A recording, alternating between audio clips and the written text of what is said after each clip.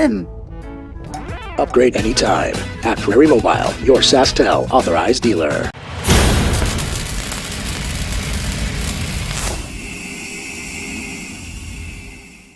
Playing Saskatoon, that's home for me, so it's also fun playing there and playing against them. Good weekend maybe to try to find some consistency, knowing that these two teams are going to bring it at you guys, knowing the regional rivalry. Yeah, definitely. We got to start stringing some wins together. It's been quite the roller coaster ride, with winning and then losing and winning and losing. So the biggest thing I think is the consistency. Do you expect them to bring in an extra push because you're 11-0 combined against these two teams and haven't lost yet? That always sets fire under teams. Not being able to beat teams, and we know what that's like to play against teams that have beaten you, and it's always I guess a little bit of extra motivation to beat teams like that, and we're expecting big things from them and that push, like you said. What has the talk been in the locker room? You got two teams that are below you, two teams that are rivals, two teams that you've beat up on this year. What has your guys' talk been about in the dressing room this week?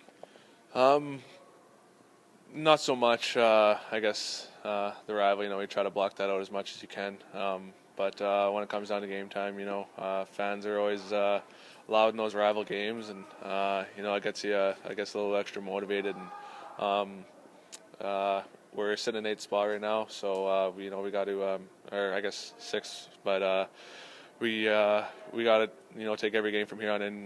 We got such short time, we got to take every game as a playoff game. We want to, I guess, create our own fate is what the coach has been preaching since day one. Not have other teams do it for us. A lot of practice time this week. What have you guys been working on? A lot of systems and teaching and stuff like that.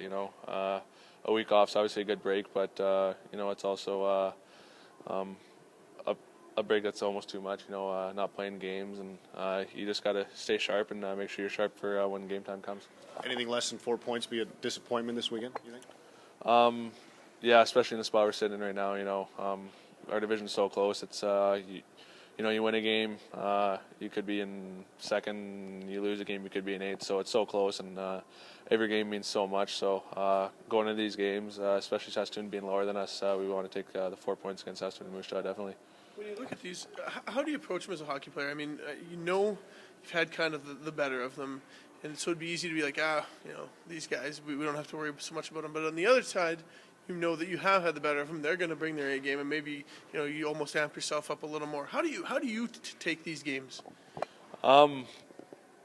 Take it as any game. I know it sounds cliche to say that, but with teams being lower than you, you want to win those games as much as you can, and they're two good teams. Obviously, you want to win those games, and we've beaten the good teams, and it almost seems like we've lost to the teams below us. So.